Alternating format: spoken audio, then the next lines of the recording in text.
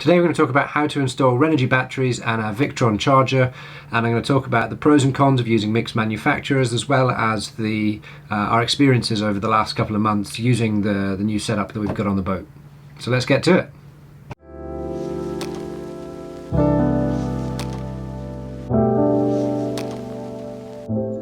If you haven't already, please hit subscribe for more boating tips and sailing adventures.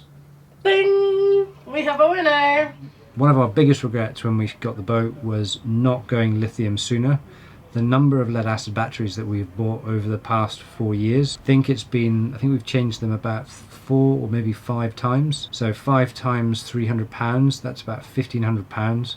We could have easily bought the basic setup for our batteries. That would have kept us going even now without having to make any changes. So let's talk very quickly why we made this change. So one of the reasons we made the change was that we kept having to change our lead acid batteries every 6 months or so, or more regularly, and we found that especially in cold months that the batteries were not able to hold enough charge for a full day's usage, even when we had 4 house batteries.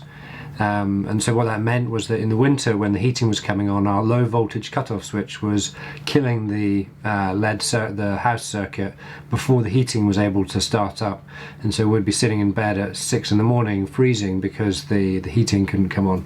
So that was quite frustrating. So that was one of the reasons. The other reason was that given that we were going to do some long passages, we just completed 1,200 miles from the UK down to Spain non-stop, is I didn't want the battery system to be running out of power at night while we were sailing along on autopilot and having to start the generator, wake people up and that kind of thing. So I wanted a system that would just run without intervention with other people on board, and not have to have any kind of concerns about whether we were going to have enough power for the next few hours, which was a major issue with lead acid battery. We actually, when we were sailing back from the Netherlands at Christmas this year, had to run the engine for 3 days non-stop just to keep charging the batteries, because they just were not able to hold charge. And that is with low voltage cutoff switch. That's with being very careful about how we charge and discharge. We just couldn't get the lead acids to deliver the right amount of power for all the gear that we've got on the boat, with a fridge and a freezer and the auto helm and that kind of thing.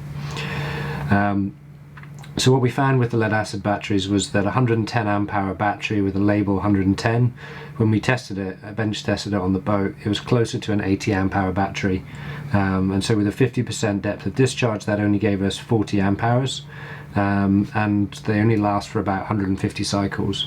Now in one day we generally use 1 cycle of the full bank, so we might charge it up with the generator, or it might charge through solar on a nice sunny day up to 100%, but then by the next morning it'd be down to 12.1 or 12.2 volts. So that was pretty much every 6 months for 3 or 4 years we were buying 3 or 4 new lead acid batteries. So that's quite a large number of batteries we were buying, and quite a lot of spend we were doing there. The lifeboat batteries, so we've got a Renogy battery. I'll link to some really good tests of these lithium batteries in the description below. But they generally, whatever's on their label is generally what their actual capacity is, and there's some really good bench testing that people have done, like I said. You can take these batteries down to 80% depth of discharge and they still have a nice long life. And so that gives you 80 amp hours usable. So and also 3,000 to 4,000 cycles on those batteries. So for us, that means that these LifePro batteries, they'll give us about 10 years of use, whereas the lead acid ones were only giving us 6 months. So when we look at the total cost of ownership, the lithium battery really wins out. And when we're looking at the additional kit that we need to buy, if it wasn't for the upgrades we were adding, we'd only need to add a DC-DC charger, and they're only 150 quid, so or about $200. So overall, that was the kind of the main thinking between the lead and the LifePro. Keeping the leads didn't make sense. And when we saw the Renogy batteries were down at the price point which they were at, which I think they were £600 at that time, which is about $700 or $800, they're now at £500, which is about $700. The lithium battery just makes more financial sense. So one of the things I found really useful when I was looking into this was Sophie and Ryan's video on how they wire their system up. So I'm going to copy their format in terms of how they explained it. The difference is that now you don't need to wire up all the BMS stuff. The wiring diagram is very, very simple. So in a traditional setup we have our charger, so the mains charger that you turn on when you plug your boat into shore power.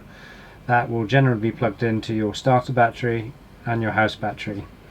Solar usually will be plugged into one thing, and we plug ours into our house battery, and your engine alternator, that will be plugged into the usually into the house battery. And then what you'll have is a voltage sensitive relay that closes when you start the engine. So once the engine's started, these two will charge in common, and then when the engine's not started, these two won't be linked at all. Obviously some people have a link switch as well. I haven't included any of the negative terminals on this because in general all the negative terminals will be connected together either via a bus bar or just in line, or however you've got them set up. So that's the general wiring setup in a kind of traditional boat. The main difference we have when we are thinking about a lithium setup, and I'll just go through, I'm just going to move our house battery down here a little bit. So the main difference when we are looking at a lithium setup is that we have to have a DC-DC charger. This is basically so that we don't burn out our alternator. So your normal lead acid batteries that you have on your boat, they're going to charge at whatever the charger runs at, say about 40 amps, 30 amps, maybe if you have 300 amp hours, so it's about 10 amps per 100 amp hours approximately, maybe a little bit more. So on this boat we have a 80 amp alternator. But the lithium batteries, they can absorb charges, depending on which batteries you have, up to 100 amp hours per battery. So what that means is that while your engine's running, the alternator is going to be going at flat out all the time, and that will burn out your alternator quite quickly. So what we have is a DC-DC charger that we put between the engine alternator and your house bank to stop the alternator being completely rinsed and kind of burnt out. And so it will regulate the amount of current that goes from your engine alternator into your house bank. So generally how you wire this up is you'll have your engine alternator running into your starter battery, you'll have your starter battery running into your DC-DC, and your DC-DC running into your house. These are all the positive terminals. Again, the negative are all wired in common. And then your solar and your house charger, you will probably have one to the starter, and you might wire it to the house. The reason I say you might wire it to the house is that some people have house chargers that are not lithium compatible. They don't have a charge pattern that works for lithium. That's not a problem. You don't need to buy a new lead acid, a new battery charger. It's not essential. You can still run it off straight onto the starter battery. So you might have a low current run to the starter battery and a high current run currently to your house. That's fine. You just move the high current one off the house onto the starter and take off the low current one, and then with the DC-DC charger it will trickle the current through into the house at whatever the DC-DC charger's current capacity is. So we have a 50 amp DC-DC, and you can also get 30 amp from Renogy, and Victron have a couple of different options too. Your solar you can wire up however you like. We're going to wire our solar into our house bank because our solar controller has a lithium setting on it, so it will charge correctly. And that's it really. So we have our charger, our mains normal house charger, that's going to be wired onto the starter battery. From there we have into our DC-DC, and then we have DC-DC to house. This is the simplest setup you can get. If, and this is an if your house charger also supports charging lithium batteries, you can also run it onto the house as well, and that way you have the mains charger into the house, the solar into the house, and the engine alternator onto the start, and the DC-DC. The big other change here is you have to disconnect the voltage sensitive relay. So on most boats, like we saw in the earlier part of this video, between the starter and the house bank there is a voltage sensitive relay that when the engine starts and the alternator starts delivering current, that relay closes so that both the starter and the house battery are getting charged from the alternator. Now if you do this within this setup, you pretty much get rid of the need, or make this part, the DC-DC, pointless. So you have to disconnect your voltage sensitive relay so you don't automatically close your house and starter bank.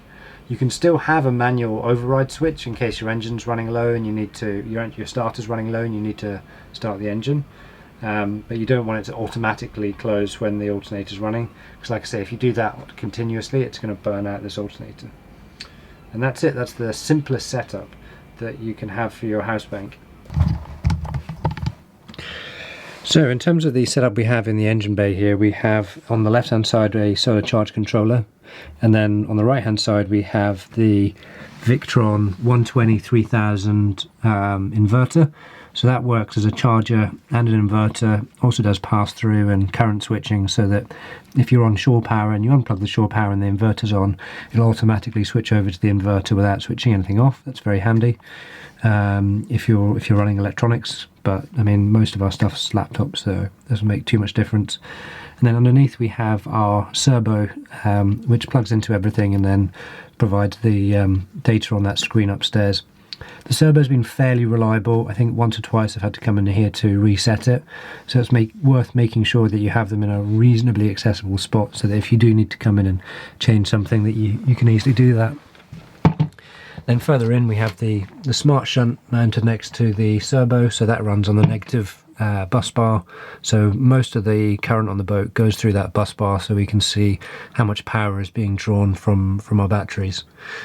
And then further down we have the Renogy DC charger, so that runs from the alternator. You can see the alternator cable literally runs from the alternator to the DC charger and to the batteries, so that that charger's getting power that then charges the lithium batteries. It'll also charge off the alternator of the lead acid battery there on the right. And the left hand side we've got a box with all the lithium batteries in. They don't need to live in a box. I think actually we might end up taking them out of the box. We're planning on changing the setup in here in a bit, but for now it seems to work okay. Only complexity with the Renogy box was getting the hub set up, so I don't know if you can see it, but just down there on the left hand side there's a little hub, the small network cables that run from that hub to each battery, and the setup process wasn't obvious to me. It took me about an hour or two to really crack how to first pair the batteries with the phone app, and then pair it with then make it all work together with the hub. From what I could see, it doesn't seem to work with there seems to be a bug in their Android app, but luckily we have a spare iPhone that we use for app testing, that we use for to set up the Renogy stuff. That's it really. There's not much more to go in, because we've obviously seen all the wiring, but this is set up how it looks inside. Overall, the amount of space that it takes is less than the lead acid batteries we had. Lead acid batteries used to come a whole battery closer to here, so we've gained a bit of space in here, which is quite nice. One thing you might have noticed is that in this setup we have both lead acid and lithium batteries. There is a good reason why we've chosen to go for that. The reason for me is that lithium batteries have BMSs in them, which means that if there's any kind of lightning strike near or on the boat, the batteries have got a pretty high chance of being fried in the lightning. Whereas a lead acid battery is pretty much it's not going to lose its charge from lightning necessarily. So we've got a better chance of being able to start the engine or use any kind of electronics with the lead acid than with the lithium batteries in that kind of unlikely but possible scenario. I think if you were if you were just cruising, you wouldn't necessarily need to do that, but I don't see any reason to not have a lead acid battery. Other reasons that you might choose to keep a lead acid battery would be if you had, say, a bow thruster that maybe uses 300 amps continuous and maybe a slightly more peak. If you only had one lithium battery that had 100 amp hour max discharge, then you're not going to be able to run your bow thruster off that. But you could probably run it off your lead acid battery, which most have cold cranking hours of, say, 800 or 1000. Final thing to consider with your lithiums is obviously the starter. So the starter on our boat, we have a 100 horsepower, I think 3.5 litre diesel engine.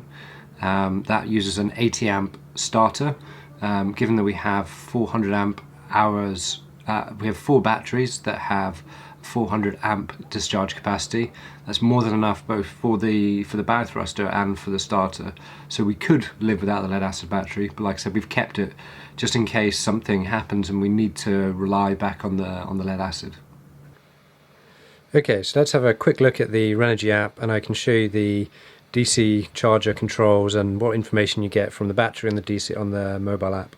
I wasn't able to configure this app on the on the Android device. There was a bug with the Android version, but we luckily had a spare iPhone on the boat, so I was able to get it running on this. I'll show you later how we did that in the engine bay. No, I won't. So we can go in here and look at the battery. So at the moment we can see the charge state of all the batteries together. This one says 95%. It says that we have, it shows that we have the 4 batteries in here. So once you've paired the 4 batteries, they show as a single battery. And it shows me the state of charge and the maximum capacity of each of these batteries. They're all very new, so they all have almost full charge capacity. It shows me the temperature as well, so if you're a little bit worried about how you've installed them or temperature where you've got them, you can see if they're running higher at a higher temperature than you would want. We've seen these up to about 38 degrees, 39 degrees in full summer here. That's about the ambient temperature, so that's okay. I've got the charger off at the moment, so the only charge coming into these batteries is through the solar side. But we can see, if we go back to the home page here, we can see that we're pulling 5 amps continuous off the batteries. So that's good to know what's going on. It also tells us how much time we can use the batteries for in this setup. So as current, we've got 83 hours of battery usage. Now if I turn off on a hob, it'll obviously pull a lot more power on the cooker, but that's our kind of present usage. DC charger, now the engine's off, so it's showing no starter battery amps, but it does show the starter battery volts. And it shows me our house battery volts as well, so I can see they're at 13.6 volts. That's because we haven't got any chargers on. It would be at 14 if we had the charger on, so it's discharging at the moment. I can see how much power this has generated, so we've generated in 20 kilowatt hours off the DC charger. And then here in settings we have this really nifty little setting in here where we can change the number of amps that we pull off the alternator. So I generally have this set to 40 amps. Unless of course we have the engine and the generator running, in which case I'll tone it down to 10 amps so that the batteries get a bit more life. I don't have it at 50 amps, we have an 80 amp alternator on this boat, and so when it's charging the starter battery and pulling current for the batteries, I want to try and give my alternator as long a life as it can possibly have, because that's a harder thing to replace when we're cruising around. Okay, now this is the Victron screen that we have. We opted to have the screen plugged into the Victron Cerbo so that we could see how much current we were using while we were cooking, because we didn't want to overload the inverter by putting either on too many hobs or the oven on too many hobs. So from here we can see that we have our shore power on. We can see that we have the AC loads, so this is not being inverted at the moment, this is just using as a pass-through. And we can see that the charger's on float, so there's no charge being passed from the charger into the batteries, and its read of the batteries is that they're 100% charged. Now this 100% charge, this is just based off the Victron Smart Shunt. It's not actually based on a read of the exact battery voltage or state of charge. It is roughly accurate most of the time. I think we've set it up now so that it's about, they're normally within about 5% of each other between what's on the mobile app and this one here, but it's not perfect. We can also see that we're pulling in about 200 watts of solar, so that's good. It means that we're using our solar panels rather than the shore power to keep the boat running. Now when we're sailing, we generally will have the inverter in a different state. So at the moment we've got it on charger only, so that means that the inverter is only charging. But we might, while we're sailing, want to have it on inverter so that we can run the hobs. Now we'll switch between these two states, because if we have the generator running, for example, we don't need to invert off the batteries. We can just run straight off the generator for cooking, and in that scenario we'll have charger only. So if we've got any kind of 230 volt power coming in, we stick to charger only, and then if we're on batteries only, we'll either be on inverter only, or switch it off, because it might be that we don't want to run the inverter. It does take a small amount of current, and so if it's not a great weather day, then it will start pulling a small amount of power off the batteries. The next thing to talk about are battery management systems. In early lithium batteries, you had to install the BMS yourself, battery management system. What that meant was a lot of additional wiring between the BMS and all the different batteries to make sure that they were correctly charged. That is a problem that really is disappearing very quickly. Both Renogy, Victron and Battleborn batteries now all have integrated BMS. The Victron batteries still sell batteries that have BMS and don't have BMS, so make sure you kind of look at which ones are available. All the Renogy batteries are now BMS integrated, and the Battleborn batteries that are available in the US are BMS integrated. So it really is drop-in replacement for your current battery, with the exception of what I was talking about for having a DC-DC charger and changing that voltage sensitive relay. There are basically two ways that you can go down the lithium route. There's the bare essentials route, which is just changing like for like, so moving your lead acid batteries out and replacing them with lithium batteries, and then just having the convenience of a lithium battery that requires less maintenance, lasts for longer, delivers more current, and is generally more reliable than the lead acid battery. Or you can go the other approach of trying to move everything onto the electric, so moving away from gas cooking onto electric, and then just having generally more 230 volt power stuff on the boat, or high current stuff on the boat. So in terms of the essential things you need for the absolute basics, it's literally just a single battery, a DC-DC charger, and then if you really want to, you can buy for the Renogy ones, a Bluetooth adapter so that you can get the battery status on your phone, which is quite nice. But really this is just the essentials you need to buy. When you're looking at how many lithium batteries you need, my general rule is about 3 lead acid batteries of 100 amp hours or so is the equivalent to 1 lithium battery. I know earlier in the video I said that it's about 40 amp hours per lead acid battery at 100 amp hours, but that tails off quite quickly after a month of use or so, so it's closer to 30 quite quickly. So once you get to about 90 or 80 amp hours, that's really the same as 1 lithium battery. The only other thing to think about when you're looking at these lithiums is if you're in a cold climate, so maybe north of the UK, or you're planning in sailing in cold places like the higher latitudes of Norway, Sweden and the Baltic Sea, there are now lithium batteries that have heaters in them so that you can operate them in under 0 degrees and charge them in under 0 degrees. One thing lithium batteries really don't like is being charged under 0 degrees, so bear that in mind. It's slightly more expensive. The batteries are about £100 or $100 more for the heated versions.